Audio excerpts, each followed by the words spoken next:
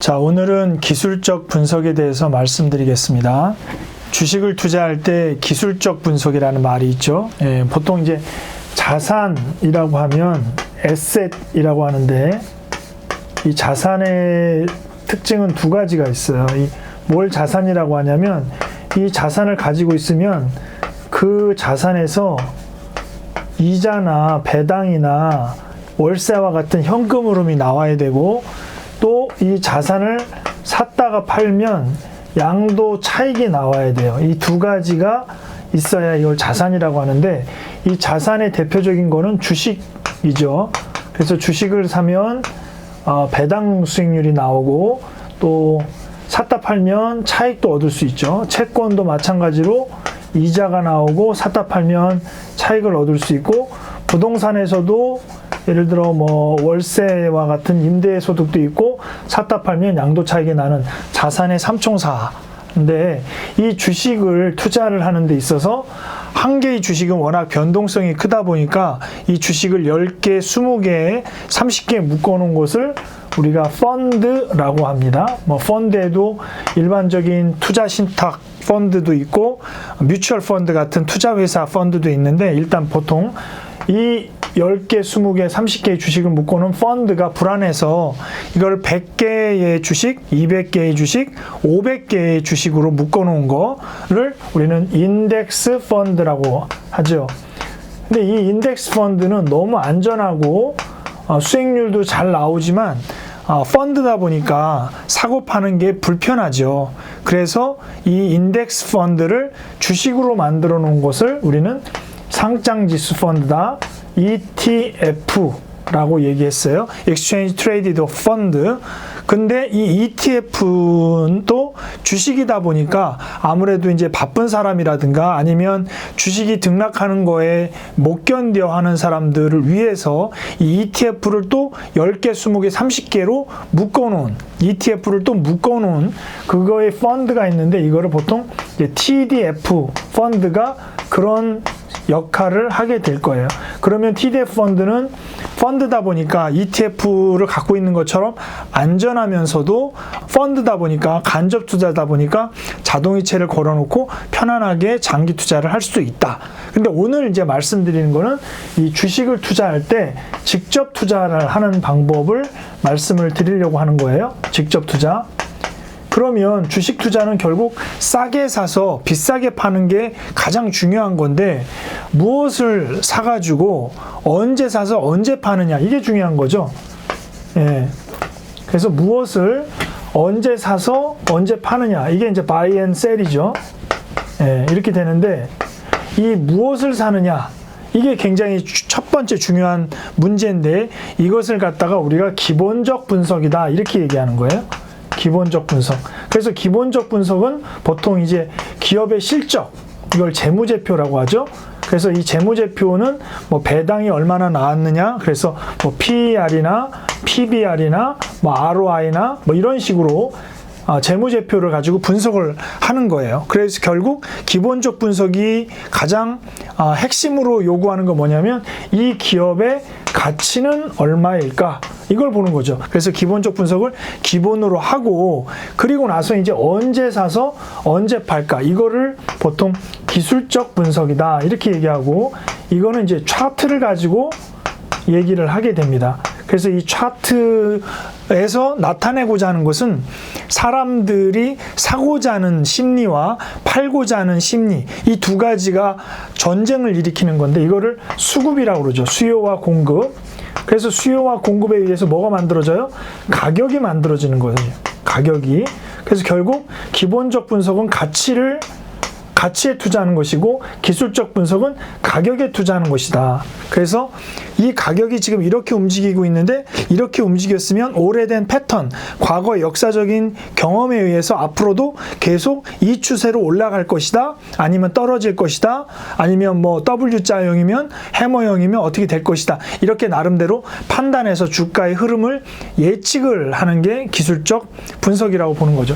보통 그러면 이렇게 이제 2011년부터 네이버 증권에 보면 여러분들이 뭐 코스피 시장을 쳐도 되고, 그 다음에 일반적인 개별 종목을 쳐도 되고, 삼성전자를 쳐도 되고, 그러면 차트란이 있어요. 그 차트란을 누르면 보통 이제 밑에 기간이 나오고 2021년이라고 합시다. 그 다음에 이제 거래량이 나와요. 밑에 주식을 얼마나 많이 샀고 얼마나 적게 샀느냐. 그래서 어제보다 많은 거래량이 있었으면 빨간색, 적으면 파란색, 이런 식으로 나오는데 밑에는 거래량이 나오고, 두 번째는 이제 차트의 가장 중요한 봉 차트가 나오죠. 캔들이라고 하는 그 봉 차트를 분봉도 있고 일봉도 있고 주봉도 있고 월봉도 있는데, 그 월봉을 기준으로 하면 2011년부터 2021년까지를 보면 이렇게 있다가 2000 중간 정도, 2017년 정도부터 탁 치고 올라가다가, 그러다가 조정을 겪다가 2020년 코로나 때 푹 꺼졌다가 다시 2020년 말부터 이렇게 급격하게 올라가고 지금 현재 조정을 받고 있는 그런 상황인 거죠. 그러니까 너무 많이 급속하게 올라가기 때문에 이렇게 이제 조정을 받고 있는 거죠. 기술적 분석에서는 세 가지만 알면 되는데, 하나는 캔들이라고 하는 봉 차트죠. 시가가 있고 종가가 있고 최저가가 있고 최고가가 있는데, 만약 시가보다 종가가 높으면 빨간색, 시가보다 종가가 낮으면 파란색, 이런 식으로 해서 빨간색은 상승 국면, 파란색은 하락 국면, 뭐 이렇게 이제 보는 거고, 두 번째가 기술적 분석에서 가장 중요한 이동평균선, 무빙 에버리지.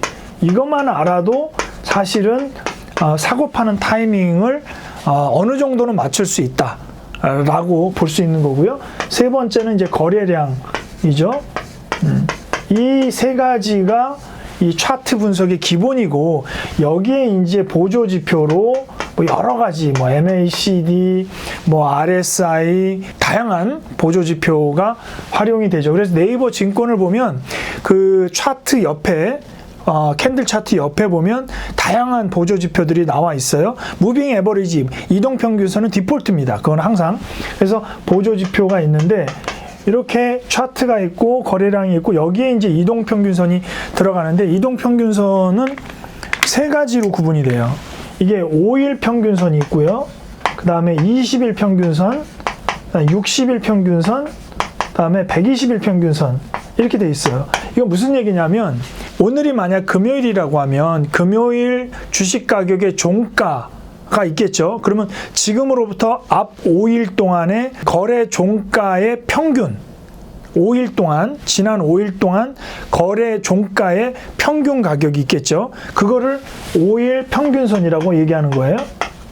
그 다음에 지금부터 20일 동안의 종가의 평균 가격, 이거를 다 모아놓은 거, 60일 동안의 평균 가격을 모아놓은 거, 120일간의 평균 가격을 모아놓은 거를 120일 평균선이라고 이렇게 얘기해요. 그러면 이 위에 5일 평균선이 이렇게 올라가고 거의 흐름이 따라가요. 그 다음에 20일 평균선이 이렇게 따라가고, 60일 평균선, 쉽게 얘기하면 얘는 일주일이고 얘는 한 달이고 얘는 3개월 단기고 얘는 6개월 반기고 얘는 분기죠. 그렇게 해서 얘는 120일, 60일, 30일, 20일, 5일 평균선. 그러니까 쉽게 얘기하면 5일 평균선은 최근의 그 종가를 말하는 거고, 단기죠, 단기. 120일은 120일 동안의 평균 종가를 말하는 거기 때문에 5일보다는 120일이 좀 더 장기적인 이 기업의 가치라고 볼 수 있는 거죠. 가격이라고 볼 수 있는 거죠. 그런데 이게 이렇게 5일이 최근 게 높아 있고, 만약에 장기 120일이 낮아 있는 거는 뭐냐면 이거를 정배열이라고 그래요. 정배열. 과거보다 120일 평균보다 5일이 높이 올라와 있으니까 위로 올라가는 형세죠. 주식 가격이 올라간다라는 그런 느낌이 드는 거고, 반대가 있을 수 있겠죠. 반대는 뭐예요? 요게 120일이 되고 요게 60일이 되고 요게 20일이 되고 이게 5일이 되는 거예요. 그러니까 과거 120일 동안의 주식 가격보다 5일 동안의 가격이 더 떨어져 있는 거야. 그러니까 어떻게 보면 하락 국면인 거예요. 아까는 어떤 국면? 상승 국면인 거고. 그러니까 장기 이동평균선이 위에 있고 단기 이동평균선이 아래로 있는 것을 역배열이라고 그래요. 그럼 역배열인 상태에서 5일 이동평균선이 이렇게 가다가 요 20일 이동평균선을 딱 치는 요 구간을 뭐라고 하냐면 지금 낮았었던 이 구간이 20일 중기 이동평균선을 치고 돌파하고 올라가기 때문에 좋은 징조일까요? 안 좋은 징조일까요? 좋은 징조겠죠. 가격이 튀고 올라간다는 거니까 그동안 20일간의 평균을 뚫고 올라간다는 거기 때문에 요거를 뭐라고 얘기하냐면 골든 크로스라고 그래요. 골든 크로스. 그냥 골든이니까 뭐예요? 좋다는 의미지. 그래서 결론적으로 얘기하면 골든 크로스에서 단기 투자를 하신다면 주식을 사는 거죠. 그렇죠? 골든 크로스에서 주식을 사고 딱 한 가지만 보면 그렇다는 거예요.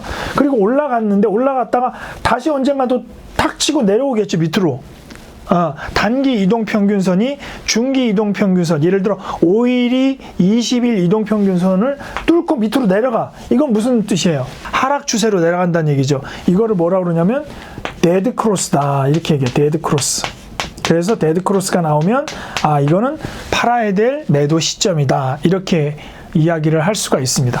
또 하나는 아까 이렇게 차트가 있다고 그랬는데 이 캔들 차트가 있다고 그랬는데 캔들 차트의 고점을 찍고 그 다음에 저점을 이렇게 찍으면 요 고점과 저점의 이 형태를 가지고 이 주식을 사야 된다, 팔아야 된다. 뭐 엘리어트 파동 이론에 의하면 상승 5파, 하락 3파 뭐 이런 식으로 여러 가지를 따지면서 하는데 사실은 이런 어떤 지표들은 후행적인 게 굉장히 많고 주식 초보자들 같은 경우에는 기본적으로 그냥 골든 크로스와 데드 크로스에서 사고 파는 정도를 생각하시면 되고요. 기본적으로 정리하면 일단 이 기본적 분석을 통해서 어떤 주식을 살까 뭐 20개, 30개를 선택을 하고 아니면 너무 많으면 2개, 3개를 선택을 하고 내가 제일 좋아하는 주식이라고 하면 이 기업의 주식을 선택한 다음에 이 기업의 주식을 언제 사고 언제 팔 거냐 이거를 결정하는 거는 기술적 분석으로 매매 타이밍을 잡으면 큰 실수는 안 할 것이다. 다만 이렇게 할 때도 마찬가지로 개별 주식에 투자하는 거는 우리 총 자산의 몇 프로 정도 하라고 그랬죠? 한 10% 이내에서 투자하고 나머지는 안전한 뭐 TDF나 ETF나 인덱스 펀드로 중장기 투자하는 ISA 연금저축펀드 그 다음에 뭐 IRP 이런 상품으로 운용을 하신다면 좋은 성과가 날 것 같아요. 오늘은 여기까지 하겠습니다.